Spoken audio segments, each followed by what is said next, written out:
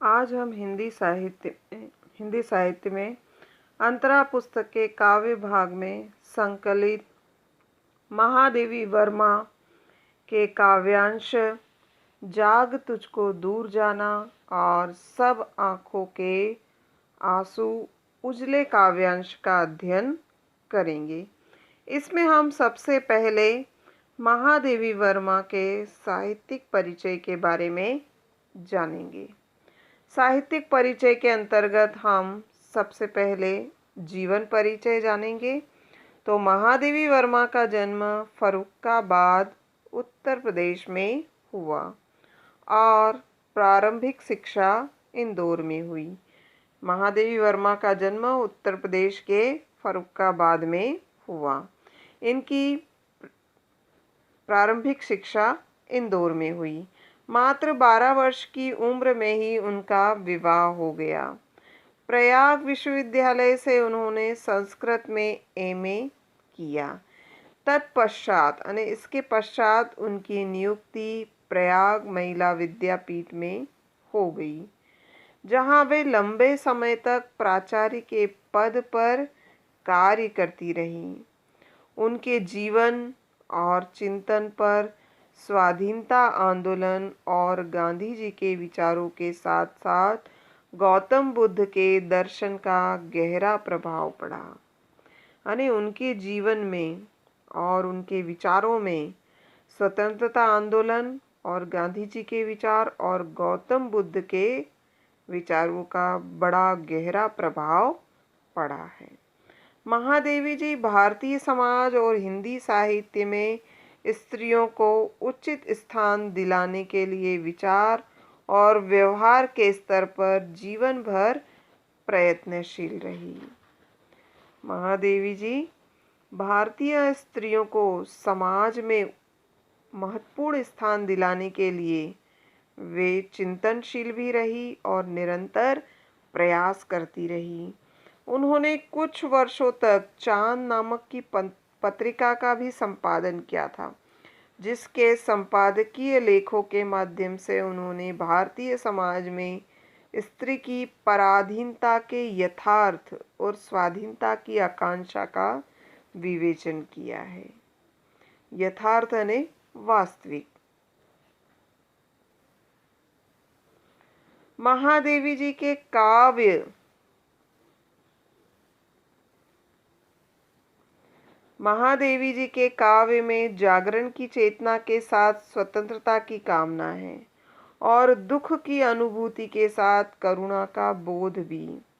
दूसरे छायावादी कवियों की तरह उनके गीतों में भी प्रकृति सौंदर्य के कई रूप मिलते हैं। महादेवी वर्मा के प्रगीतों में अर्थात उनके द्वारा रचे हुए गीतों में भक्ति काल के गीतों की प्रतिध्वनि और लोक गीतों की अनुगुंज है।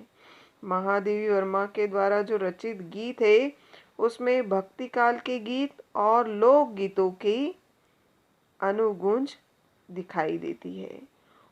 इसके साथ ही उनके गीत आधुनिक बौद्धिक मानस के द्वंद्वों को भी अभिव्यक्त करते हैं। महादेवी वर्मा के गीत अपने विशिष्ट रचाव और संगीतात्मकता के कारण अत्यंत आकर्षक है। महादेवी वर्मा के जो गीत है अपनी विशिष्ट रचना के कारण और संगीत के कारण अत्यंत आकर्षक है। लाक्षणिकता, चित्रमयता और हास्याभास उनके गीतों की विशेषता है। महादेवी जी ने नए बिंबों और प्रतीकों के माध्यम से प्रगीत के अभिव्यक्ति शक्ति का नया विकास किया।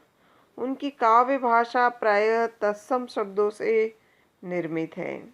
उन्होंने अपनी काव्य भाषा में अधिकांश तत्सम शब्द यानी संस्कृत से के शब्दों का प्रयोग किया है। भारत सरकार द्वारा उन्हें पद्म भूषण से सम्मानित किया गया और यामा के लिए उन्हें भारतीय ज्ञानपीठ पुरस्कार दिया गया। अब यहाँ पर काव्य भाग में महादेवी वर्मा के द्वारा रचित दो उनकी रचनाएं हैं। यहाँ पर उनकी प्रमुख रचनाएं हैं निहार, रश्मि, नीरजा, सांध्य गीत, यामा, दीपशिखा। कविता के अतिरिक्त उन्होंने सशक्त गद्य भी रचा है, जिसमें रेखा चित्र, संस्मरण, पथ के साथी, अतीत के चलचित्र, स्मृति की रेखाएं उनकी कलात्मक गद्य रचनाएं हैं। श्रृंखला की कड़िया में महादेवी वर्मा ने भारतीय समाज में स्त्री जीवन के अतीत, वर्तमान और भविष्य का मूल्यांकन किया है। तो ये हुआ महादेवी जी की रचनाओं के नाम। आज हमने महादेवी वर्मा के साहित्यिक परिचय के अंतर्गत हमने जीवन परिचय, साहित्यिक विशेषता और उनकी रचनाओं के बारे में जाना। तो यहाँ पर प्रश्न बन गया है कि महादेवी वर्मा का साहित्यिक परिचय लिखिए। तो आपको इन्हीं बिंदुओं के आधार पर साहित्यिक परिचय लिखना है। आगे देखिए, पाठ्य पुस्तक में उनके 2 गीत संकलित किए गए हैं। पाठ्य पुस्तक में उनके 2 गीत हैं। पहला गीत स्वाधीनता आंदोलन की प्रेरणा से रचित जागरण गीत है। यहाँ पर उनके 2 गीत संकलित है। इसमें पहला जो गीत है वह स्वतंत्रता आंदोलन से प्रेरणा प्राप्त करने वाला जागरण गीत है। इसमें भीषण कठिनाइयों की चिंता न करते हुए कोमल बंधनों के आकर्षण से मुक्त होकर अपने लक्ष्य की ओर निरंतर बढ़ने रहने का आह्वान है। मोह माया के बंधन में जकड़े मानव को जगाते हुए महादेवी ने कहा है, जाग तुझको दूर जाना है। तो यहाँ पर उन्होंने स्वतंत्रता के लिए नव युवकों को प्रेरित किया है। दूसरा गीत है सब आंखों के आंसू उजले। इस गीत में कवित्री ने प्रकृति के उस रूप की चर्चा की है जो सत्य है, वास्तविक है, यथार्थ है, जो लक्ष्य तक पहुंचने में मनुष्य की मदद करता है।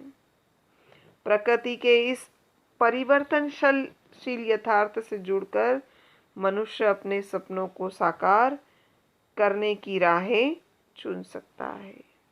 इस गीत के माध्यम से लेखिका ने बताया है कि प्रकृति का जो शक्तिशाली स्वरूप है, उस स्वरूप के द्वारा मनुष्य अपने सपनों को साकार कर सकता है। तो यहाँ पर जो संकलित गीत है उनके परिचय के बारे में हमने जाना। ठीक है, बहुत बहुत धन्यवाद।